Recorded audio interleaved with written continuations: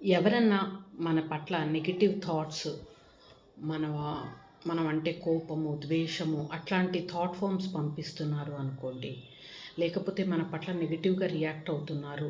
మన పొరపాటు ఏం లేకుండా అంటే బెస్ట్ ఫార్మ్ ఆఫ్ డిఫెన్స్ ఏంటి? ఏం చేయాలి? వాళ్ళని ఇంకేదో మనకు చాలా కోపం వస్తుంది. కానీ బెస్ట్ డిఫెన్స్ ఏంటి? అంటే ఇది చాలా వింతగా ఉండొచ్చు. Non reaction. మనము వాళ్ళు పంపించే నెగెటివ్ థాట్స్, నెగెటివ్ ఎమోషన్స్‌కి రియాక్ట్ అవ్వకుండా ప్రశాంతంగా ఉండగలిగితే ఏమవుతుంది?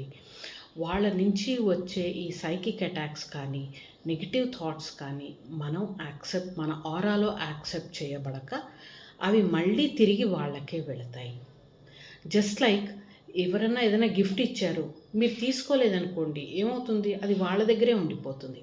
అలాగే అవతలి వాళ్ళు మనల్ని బాధ పెట్టాలని చూసినా, లేకపోతే మన పట్ల కోపము, ద్వేషము ఇలాంటి థాట్స్ పంపిస్తూ ఉంటే, మనం డిస్టర్బ్ అవుతున్నాము అంటే మనం దాన్ని యాక్సెప్ట్ చేస్తున్నామని అర్థం.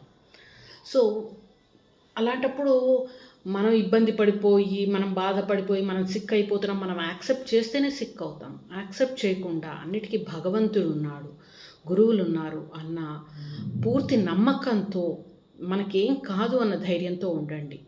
మనసులో చెప్పుకోండి, నేను ఎలాంటి నెగెటివ్ థాట్స్, ఎలాంటి సైకిక్ కంటామినేషన్ యాక్సెప్ట్ చేయను అని అనుకోండి. అప్పుడు ఆటోమేటిక్గా ఆరా స్ట్రెంథెన్ అవుతుంది.